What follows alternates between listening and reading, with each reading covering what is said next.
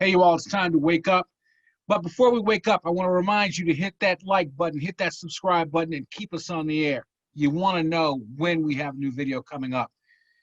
You know, today we're going to talk about a topic. We're going to discuss a topic that's very important to me because of the fact many of my friends have it. I don't have it, and I don't understand it. And it's migraines.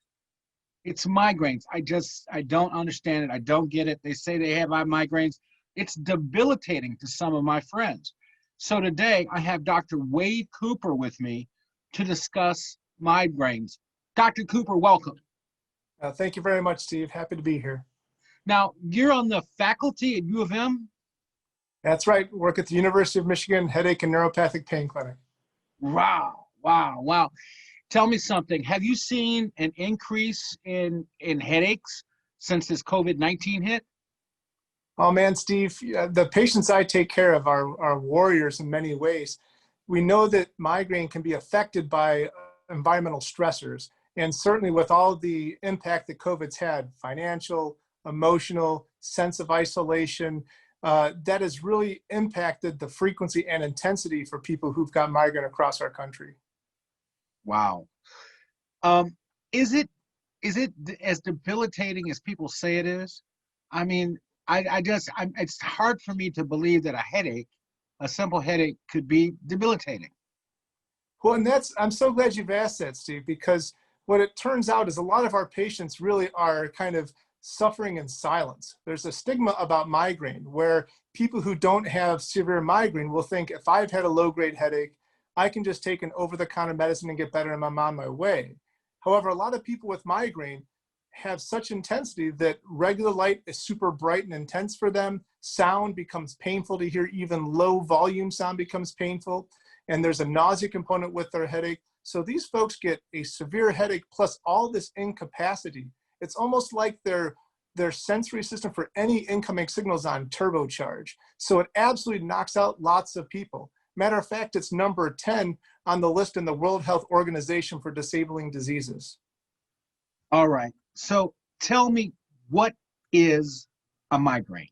What is it? So I like to think of this as our migraine patients having an enhanced nervous system. Everyone in the world can have a migraine attack. It's just some people activate that reflex in their brain more easily than others do. When the brain becomes activated, you get an electrical signal between areas that regulate pain, but also regulate any of our incoming signals like smell, like sound, like volume, like light. All these things that come into our body are overactivated, amplified tremendously, and that includes pain. Most of our patients describe disabling pain, meaning they can't function from 4 hours to 72 hours. And can you imagine, Steve, telling your boss you don't know when you're going to be incapacitated several times per month in the next coming month, but the next coming 12 months, next coming 10 years? It becomes a huge impact in quality of life. So you're looking at it as if they're enhanced humans and not flawed humans. That's an interesting perspective because most people with migraines seem to think they're somehow flawed. Yeah, well, and I can see how someone would feel that way because they're having these recurrent episodes.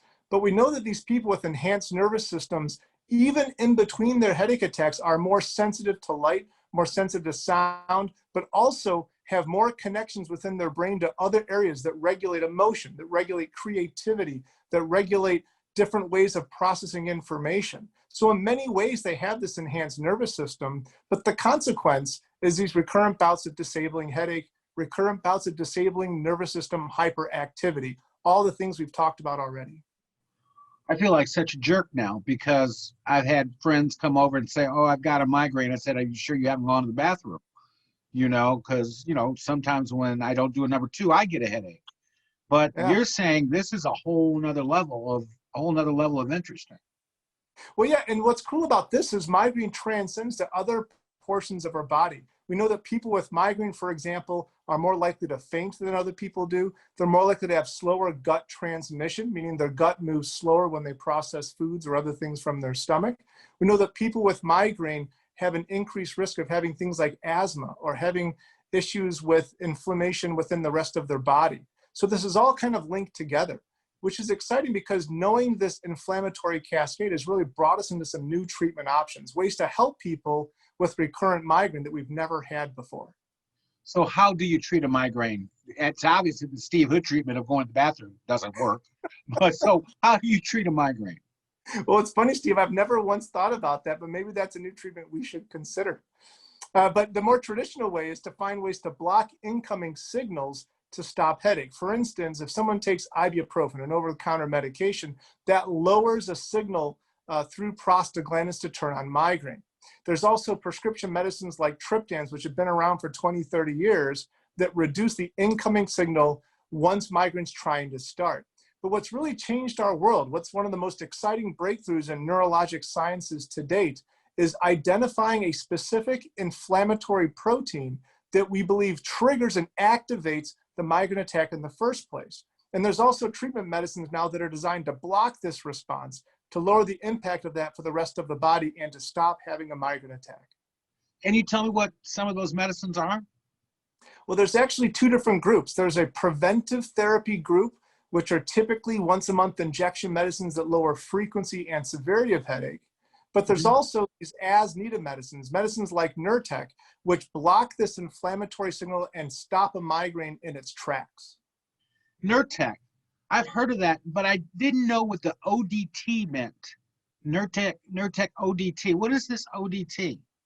So ODT really refers to its oral disintegrating ability. When you place it in your mouth, instead of having to swallow that medication, it melts away, so it's rapidly absorbed. And just like we mentioned earlier, Steve, where people with migraine have a slowdown of their stomach and their slowdown of processing certain foods and other things in their stomach, having an ODT gives you an advantage for fast onset and many times more complete response than if it was a regular type tablet.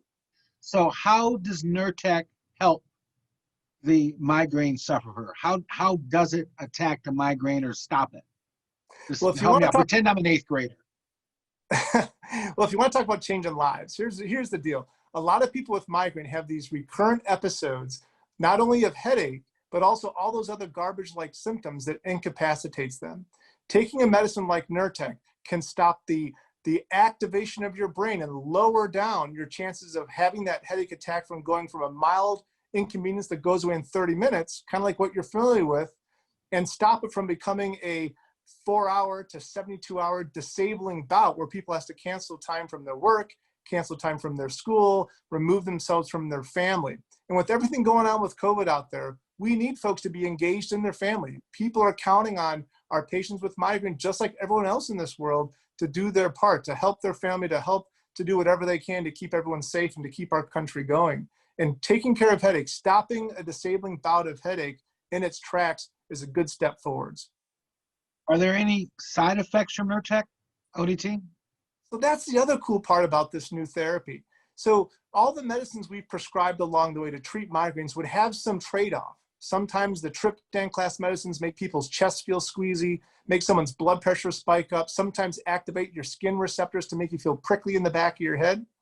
This NERTEC medicine and medicines in that same family have almost no side effects. I know that's hard to believe. Like if you hear a commercial on TV and it says, this new medicine may cause, and they list off 20, 30 side effects, when you hear this medication advertised on TV, it says, may cause nausea, because that's the only thing that was more common in people in their trial than people who had a fake tablet of a sugar pill to compare what we call an active placebo. Dr. Cooper, so I'm not going to hear anything crazy. Like I hear those side effect things, and I'm like, I would never want to take this medicine because of these side effects. Right. So how does a migraine sufferer get NERTEC? Well, it's not even getting NERTEC. You know, I'd like to make a call out there to your listenership, to your viewership. If you have recurrent migraine, if you know someone in your family, someone you're friends with, someone who's got recurrent headache, even if they don't think it's migraine themselves, got to get that looked at. Talk to your physician, talk to a healthcare provider, find someone who can help you guide your path, because there's new treatment out there, new treatment that can stop headache attacks in their tracks and ways to help people improve their quality of life. All right. Well, Dr. Cooper, I want to thank you for joining us today. Is there anything you need to add? Well, first of all, it's been my pleasure to be here. And the last thing, a shout out to your viewership. People with migraine, There are good treatments out there. People with migraine, you don't have to suffer anymore. You don't have to suffer anymore, and you don't have the crazy side effects like growing a tomato out of the side of your head. All right, doctor, I want to thank you very much for joining us. And everybody, hit that button, hit that like and subscribe button, and go see your doctor. Don't suffer for that long. There's help out there for migraines.